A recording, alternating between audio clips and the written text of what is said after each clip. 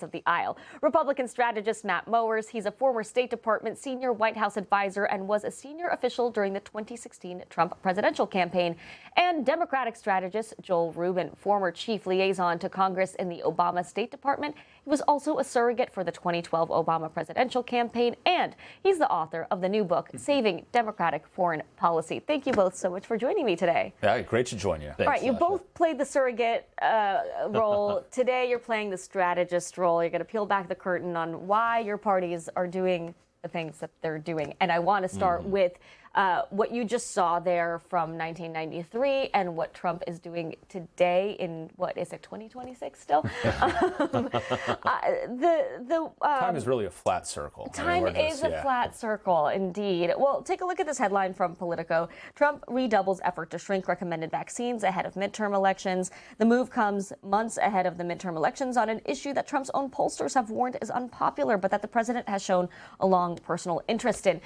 None of us here are doctors, so let's not go into the rabbit hole of medical debates. But I do wonder, Matt, it feels like the White House right now is sort of leaning into some of the more controversial aspects of the MAHA movement. What do you make of that calculation? So I think it's actually a few things, right? And I'll actually take to heart that HHS and Secretary Kennedy, as well as the president, do want to do what's in the best interest of the health and well-being of Americans, right? So I think you can't approach this purely from a political lens. I do believe that there's been, RFK has dedicated his entire career towards studying the impact of vaccines, right? So let's at least caveat that a little bit.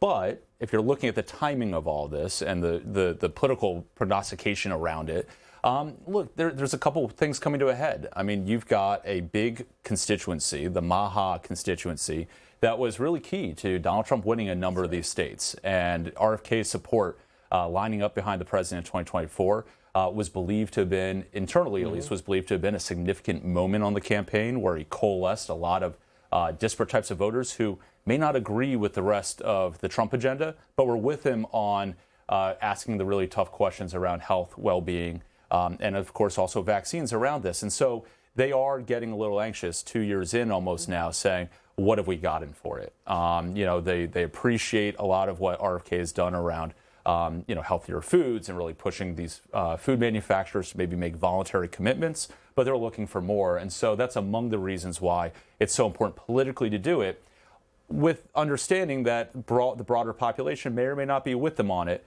But in an election year like this, where you need to bring that constituency together to get your base out, that's what really matters. Yeah, at the same time, the MAHA movement has also had some setbacks during this administration. I know a lot of voters in that coalition were pretty riled up over glyphosate, which is something that, especially in farm states like Iowa, is a huge deal. The president has actually made that a national security issue and has allowed glyphosate to sort of proliferate, which is something that RFK had some issues with.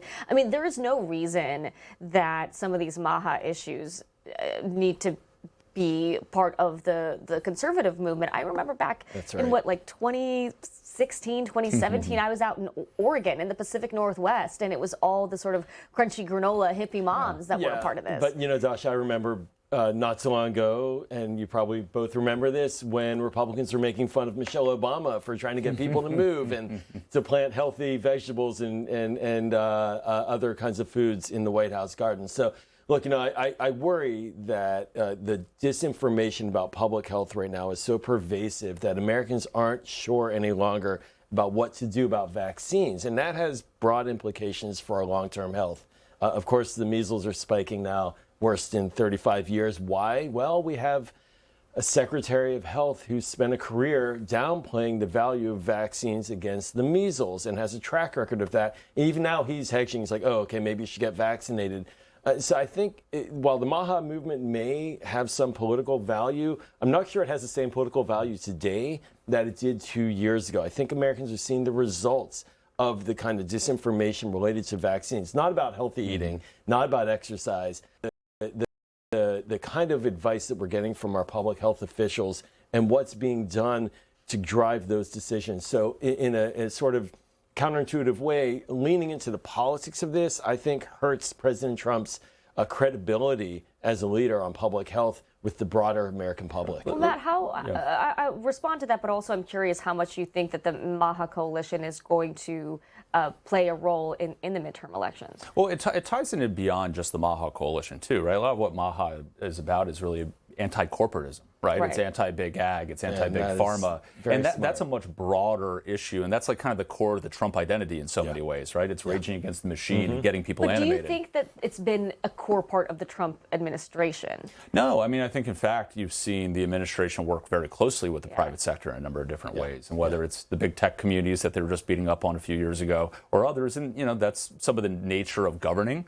Governing is not as easy as campaigning. When you're on the outside, you can rage against the machine. Once you're there, you got to make stuff happen. We even, in the Rahm Emanuel during the Affordable Care Act, right, he was criticized consistently by the base, by the left, as working with the insurance companies, right, working with the reality that you have companies that are the ones that are providing the deliverables of our public health system. So, but I to your point, though, this administration is still holding on to those corporations that may frankly, be benefiting exorbitantly financially from public health decisions. So where does the Maha movement go in the anti-corporate? Is that a vulnerability, though, for the administration? Well, the challenge is also they're trying to synthesize two ideologies. You've got a free market side of this, which is the dominant strain in conservatism still, even to this day. You've got the populist anti-corporate identity, right? And so they're trying the best they can to marry those two ideologies up and create a policy around it. But how do you do that while being honest to both sides? It's very challenging. And that's part of the reason you've seen them push for these voluntary commitments. And you see that across the board, whether it's on some of the re-domestication of drug manufacturing. They've certainly pushed for voluntary commitments on that as exemptions for tariffs. You've seen the administration obviously push for some of the health standards. You see a lot of restaurant chains trying to step up, saying that they're now getting rid of a number of different seed oils and things like that, and they're moving to beef tallow. And so it's really been a voluntary process, but with a lot of public pressure. That's been how they've been trying to get there.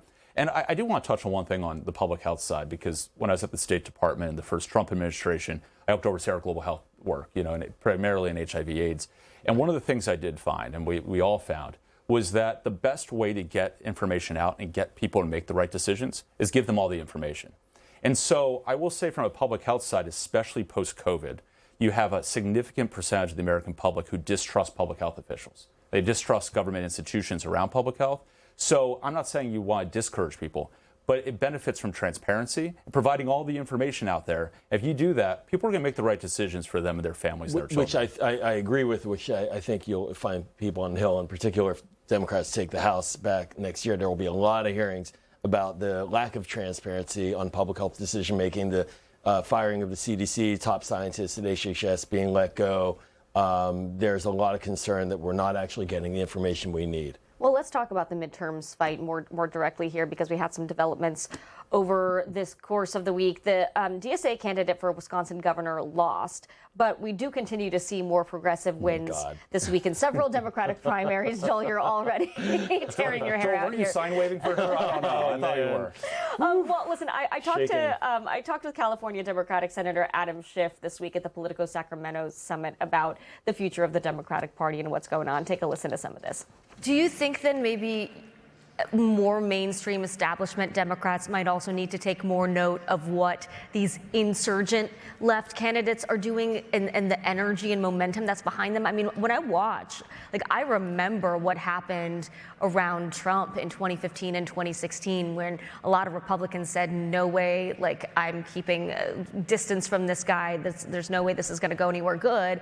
And then he dominated the party for the next decade, Do you see some of that grassroots energy, and is that something that Democrats need to work to capitalize on? We certainly need to capitalize and develop and cultivate energy among our grassroots. But I think the common denominator with Trump's victory and Mamdani's victory is the same, and that is both vigorously challenged a deeply unpopular status quo. Yeah. Trump promised to break everything, and he did. And that obviously is not the right answer, but nor is it the right answer to say we're just going to go back to the way it was. We have to do new things.